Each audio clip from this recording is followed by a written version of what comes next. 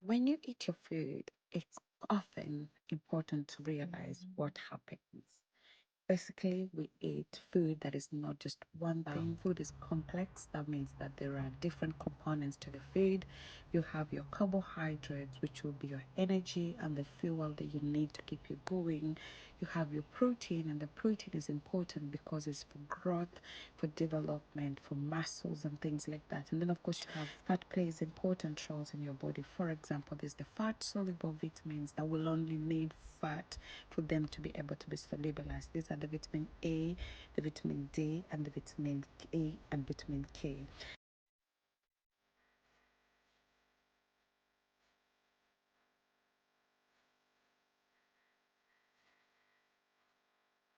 Once it gets through the body, you get what is called the energy. The energy is what will power the different metabolic or physiological pathways in your body. When you have your calories, you must have heard, or you will have heard people say, not all calories are equal.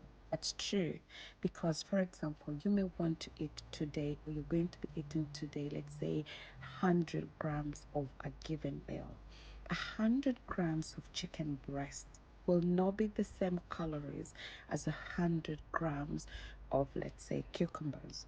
100 grams of oats will not be the same calories as 100 grams of a pizza. When you're trying to eat your food, particularly if you're trying to lose weight, the most important thing to think about is the calories in and the calories out. You need, as I've always emphasized, that energy balance. So to be able to balance your calories well, you may want to begin by starting to ask yourself, the calories that I eat, where do they come from? Again, when you're balancing for a balanced, healthy plate, always think of balancing the macronutrients, that's the fats, the proteins, and the carbohydrates, balancing them with the micronutrients. Those are the things that we need in smaller quantities compared to macros, which are big quantities. And then asking yourself, with these micronutrients, of course, they will power things like various physiological happenings around the body. Because you need them just in small quantities to make a massive difference.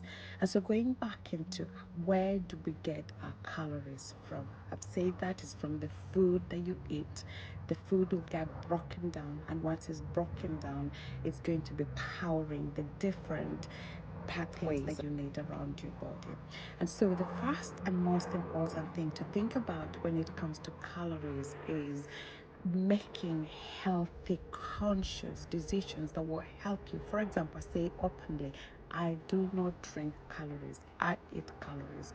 And that means that you will not find me drinking empty calories. So things like soda, things like juices, those are things that juice can still be nutritional value, have nutritional value. But if you're having lots of sugar, then you're thinking, am I drinking my calories or am I eating my calories? The other thing to think about as well when it comes to the calories is things like alcohol. Alcohol can easily have a lot of calories and it may not have any significant health value for you. When it comes to things like, if you want to gain weight, think about, for example, those things that are dense in calories but also dense in nutritional value, so that at the end of the day you are able to eat more healthily while you're gaining weight. If you want to lose weight, think about things that will put you into calorie deficit rather than being in a calorie surplus, which means you end up storing weight or gaining weight. And so one of the things that you can think about, for example, when you're trying to understand the differences in the calories is, number one, if you're buying something, look at the label. That will be a first place to start to see what's the nutritional label telling me about the products that I'm buying. If I'm having, for example, again, the way you prepare your food will really determine or impact the calorific content of the value. For example, if you have food, you have egg. If you fry your egg, the calorific content of that egg will be different from boiling an egg. So the preparation matters a lot. Of course, once you have the different foods, trying to balance them, as I said, try trying to think of healthy swaps, things that you can eat. For example, you can eat brown rice rather than white rice, which will have a better glycemic index, help you feel fuller for longer, but also will provide you with fiber, also will help you with various different metabolic processes that are needed. And so today, just to remind you guys that calories are not the same. Let nobody deceive you. Thinking of 50 grams of food, think of it in terms of the calories that you're having on that plate will be very different depending on how your plate looks. A healthy plate, I've talked about this before, could be things like an eat well guide, which will help you to know, does it have my fruits and vegetables in there? They tend to have a lower calorific value.